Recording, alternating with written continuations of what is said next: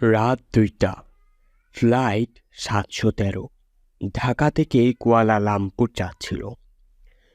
বিমানে অর্ধেক সিট ফাঁকা, পরিবেশ অদ্ভুত শান্ত। আকাশে প্রবেশ করতেই আচমকা টার্বুলেন্স, আলো জ্বলে নিভে যায়।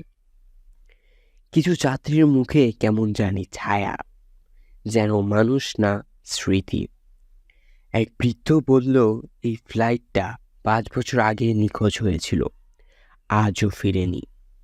তামিম একমাত্র জেগে থাকা যাত্রী, চিৎকার করে ওঠে, এটা কিভাবে সম্ভব?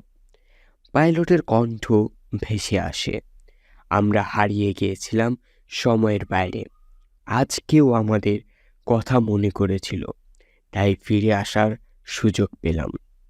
হঠাৎ ঝাঁকুনি, আলো ফিরে আসে।